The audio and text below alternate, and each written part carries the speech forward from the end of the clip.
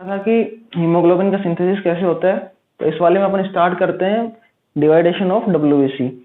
तो डब्ल्यूबीसी को हम दो पार्ट में डिवाइड कर सकते हैं, ग्रेनुल साइट और एग्रेनुल साइट, यानी जिसमें ग्रेन्यूल्स प्रेजेंट हो, ग्रेन्यूल्स प्रेजेंट, इसमें एब्सेंट। एग्रेनुल साइट के अंदर कोई ग्रेन्यूल्स नहीं मिलते। ग्रेन्यूल्स का मतलब होता है कोई दाने दाने से स्ट्रक्चर होते हैं, उनको ग्रेन्यूल्स बोलते हैं, pointed C dot dot dot dot. इसका बेसिस क्या क्या है? स्टेनिंग,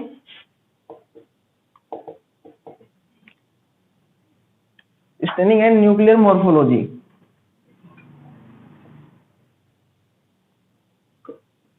इसको सुनिएगा आप ध्यान से।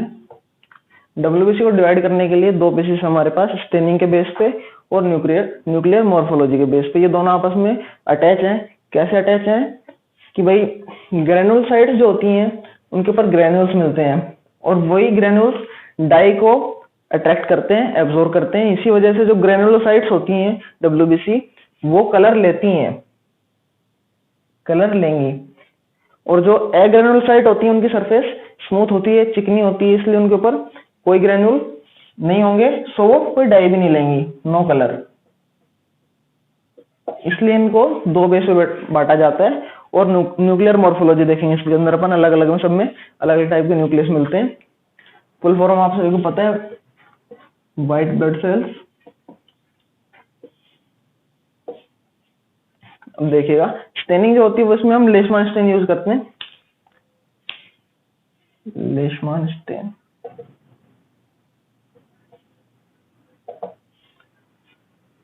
तो सबसे पहले देखते हैं ग्रेनुलोसाइट्स। इसके अंदर ग्रेन्यूल्स प्रेजेंट होती हैं, ये कलर लेती हैं, पर्पल कलर इनका न्यूक्लियस लेता है। उसके बाद इसको हम तीन पार्ट में डिवाइड करते हैं। First is basophils, eosinophils and neutrophils. ये तीन पार्ट हैं इसमें, बेसोफिल्स, इओसिनोफिल्स, न्यूट्रोफिल, ग्रेनुलोसाइट। इसको आप ट्री का बेंजी नाम जैसे जो होता है हिंदी में बेंजी, तो ऐसे याद रख सकते हैं इसको, बेन, BEN और जी। ये एक ट्रिक है इसकी, बेसोफिल्स, इओसिनोफिल्स, न्यूट्रोफिल्स, ग्रेनुलोसाइट्स होती हैं। और जो बच गई दोनों मोनोसाइट और लिम्फोसाइट, वो होती हैं एग्रेनुलोसाइट में। तो ये ट्रिक है इसकी, आप याद रखना चाहिए तो। अब इसको देखते हैं। सबसे पहले बेसोफिल्स। तो बेसोफिल्स जो होती हैं वो इरेगुलर शेप्ड होती हैं, एलर्जी कंडीशन के अंदर अपना रेस्पॉन्स शो करती हैं हिस्टामिन रिलीज करके, हिस्टामिन रिलीज।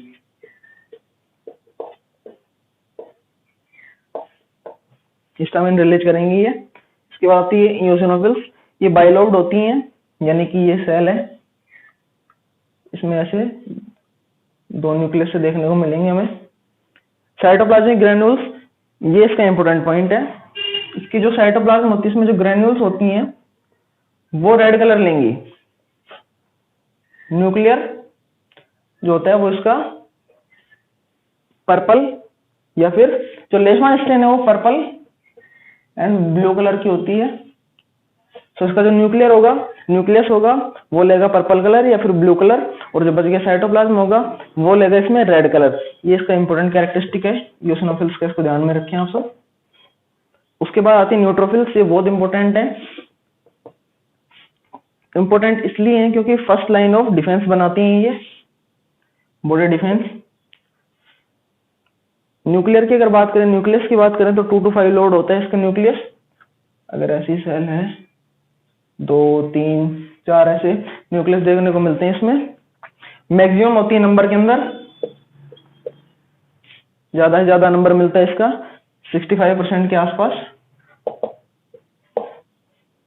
और ये हमने बात कर ली, first line of body defence बनाती हैं ये। अब इसके बाद आते हैं एग्रेनुलोसाइट्स। एग्रेनुलोसाइट के अंदर अगेन दो आती हैं, मोनोसाइट एंड लिम्फोसाइट। मोनोसाइट के अंदर जो इसका न्यूक्लियस होता है वो किडनी या फिर बीन शेप होता है, ये इसका इंपॉर्टेंट कैरेक्टरिस्टिक है।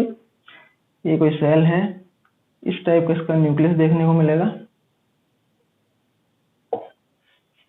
फैगोसाइटोसिस के अंदर काम करती हैं, ये भी इनका इंपॉर्टेंट कैरेक्टरिस्टिक है।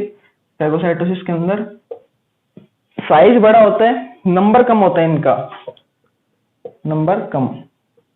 ये मैक्सिमम मिलती हैं क्योंकि इनका साइज छोटा होता है। न्यूट्रोफिल्स दोनों के काम लगभग सेम है, फैगोसाइटोसिस इसका बॉडी डिफेंस के अंदर, लेकिन फर्क इतना है इनमें न्यूक्लियस 2 to 5 लोड होता है इसके अंदर, न्यूट्रोफिल्स के अंदर ये मैक्सिमम नंबर मिलती है, ये नंबर में कम मिलती हैं, और इनका साइज बड़ा होता है। न्यूक्लियस जो होता है बीन शेप या फिर किडनी शेप्ड होता है। फिर आती है लिम्फोसाइट।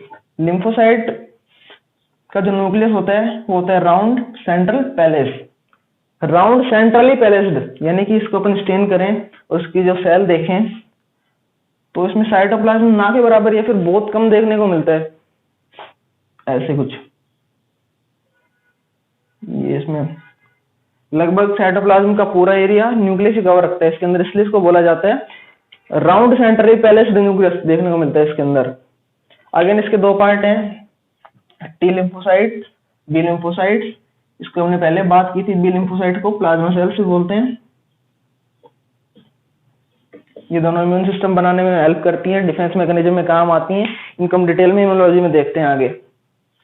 सो ये एक इम्पोर्टेंट चार्ट है डब्ल्यूबीसी के डिवाइडेशन का। डब्ल्यूबीसी स्टेन और न्यूक्लियर मॉर्फोलॉजी के बेस पे चार्ट बनाया गया है, staining and nuclear morphology.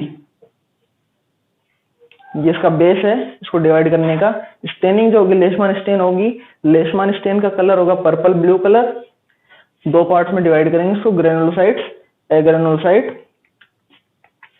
Granulocytes के अंदर बेसोफिल्स, इओसिनोफिल्स, न्यूट्रोफिल्स। एग्रेनुलोसाइट के अंदर मोनोसाइट, लिम्फोसाइट। इनमें कोई कलर नहीं होता है ग्रेनुलोसाइट में। ग्रेनुलोसाइट्स का जो न्यूक्लियस होता है वो कलर लेता है पर्पल या फिर ब्लू कलर का। इनके 3 डिवाइडेशन ही हमने बात कर ली। ये इसके ट्रिक है, आप बेंजी से याद रख सकते हैं, BENG इस तरह से। आगे देखते हैं इसके कोई जनरल कैरेक्टरिस्टिक 2-4 डब्ल्यूबीसी के।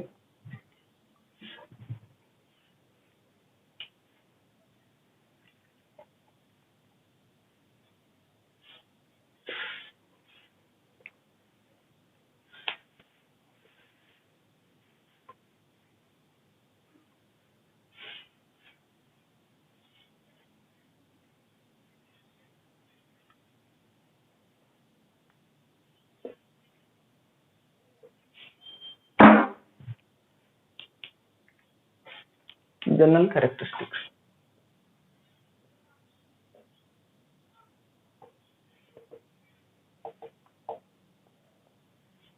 नाम आपको पता है, इसको ल्यूकोसाइट्स भी बोलते हैं।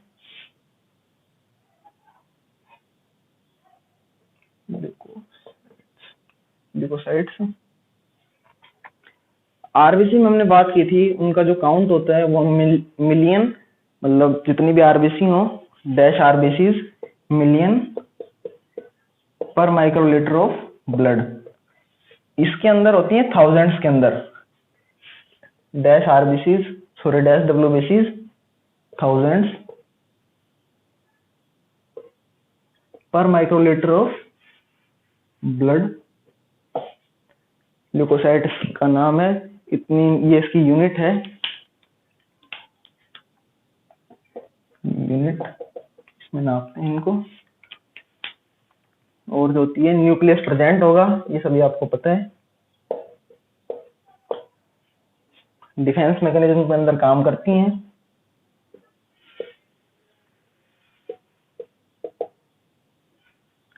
किस किस तरह से इम्यून सिस्टम में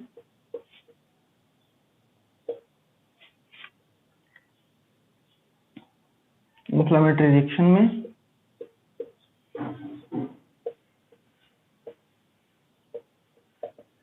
यानी कि एलर्जी कंडीशन में,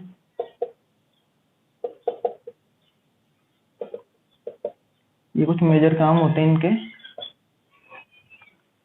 अगेन जो न्यूक्लियस होते हैं इनके, वो पॉलीमॉर्फिज्म दिखाते हैं।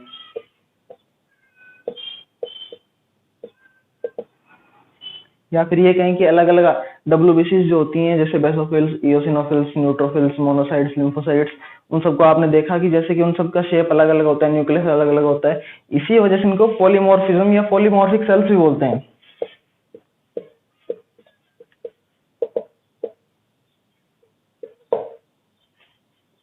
पॉलीमॉर्फिज्म शो करती हैं, पॉलीमॉर्फिक सेल्स होती हैं। ये सब इसके जनरल कैरेक्टरिस्टिक्स थे WBC के।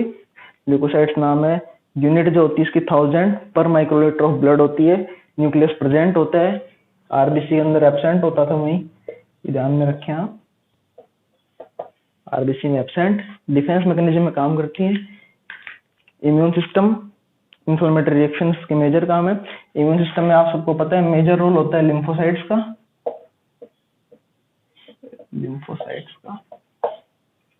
इंफ्लेमेटरी रिएक्शन के अंदर बेसोफिल, इओसिनोफिल्स का काम आता है। और इसके अंदर एक और पॉइंट हमने देखा था, इम्यून सिस्टम हो गया, इंफ्लेमेटरी रिएक्शंस हो गया, न्यूट्रोफिल, इओसिनोफिल्स, बेसोफिल्स, मोनोसाइट यानी कि फैगोसाइटिक कंडीशन में काम करती हैं। ये भी एक इम्पोर्टेंट काम है। कोई भी फॉरेन पार्टिकल अगर बॉडी में आ रहा है तो उसको इनगल्फ करती है अपने अंदर और अपने को उन सबसे बचाती हैं। इनका काम किस किस के पास होता है?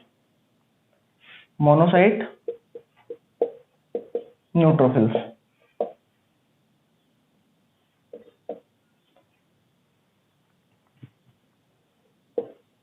मेनली मोनोसाइट फैगोसाइटिक कंडीशन में हेल्प करती हैं बॉडी की। ये सब आपको समझ में आ गया होगा। अब स्टार्ट करते हैं बेसिक पोर्शन प्लेटलेट्स का।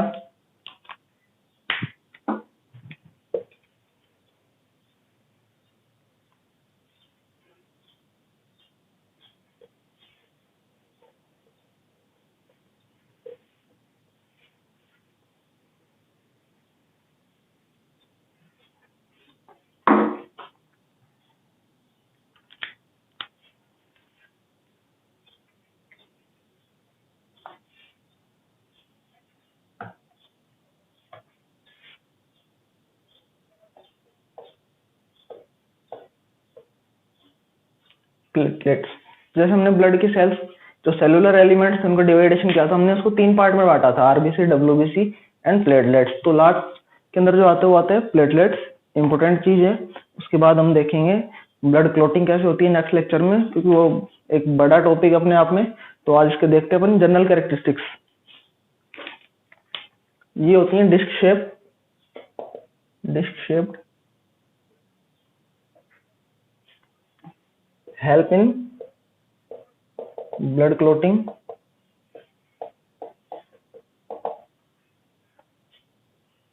इनका जो ओरिजिन होता है वो मेगाकैरियोसाइट से होता है। लास्ट लेक्चर में हमने देखा था हेमाटोपोइसिस टॉपिक के अंदर।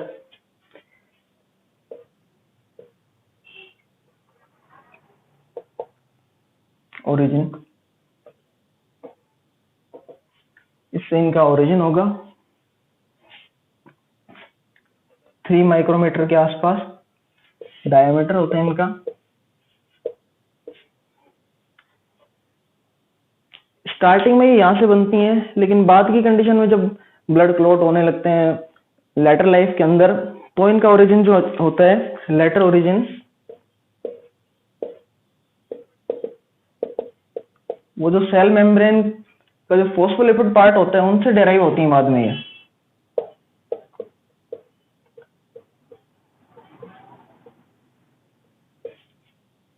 फोस्फोलिपिड, या फिर बोल सकते हैं ये प्लेटलेट्स का प्रीकर्सर के रूप में काम करता है। ये होती हैं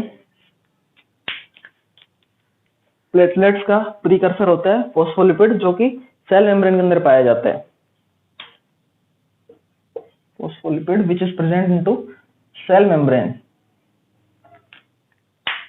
ये हो गया। उसके बाद इसमें एक इंपॉर्टेंट पॉइंट है लास्ट में, थ्रोम्बोक्सिन A2। ये बहुत बार ओटी के अंदर पूछा जाता है सवाल, व्हाट इज थ्रोम्बोक्सिन A2, या फिर पूछ लेते हैं ये होता है एक platelet aggregation factor. Platelet aggregation factor. Blood clotting के टाइम पे जब प्लेटलेट्स वॉल के साथ अटैच होती हैं, आपस में गुच्छा बनाती हैं, तो उनको बनाने में हेल्प करता है थ्रोम्बोक्सिन A2 नाम का कंपाउंड, जो कि प्लेटलेट्स के अंदर मिलता है। थ्रोम्बोक्सिन A2, उसको आप याद रखें, जो कि होता है प्लेटलेट एग्रीगेशन फैक्टर। तो ये कुछ जनरल पॉइंट्स है प्लेटलेट्स के बारे में। डिस्क शेप्ड होती हैं, ब्लड क्लॉटिंग में हेल्प करती हैं, मेगाकैरियोसाइट से ओरिजिन होता है, 3 माइक्रोमीटर के आसपास का डायमीटर होता है, इसका जो प्रीकर्सर होता है वो होता है phospholipid which is present into cell membrane.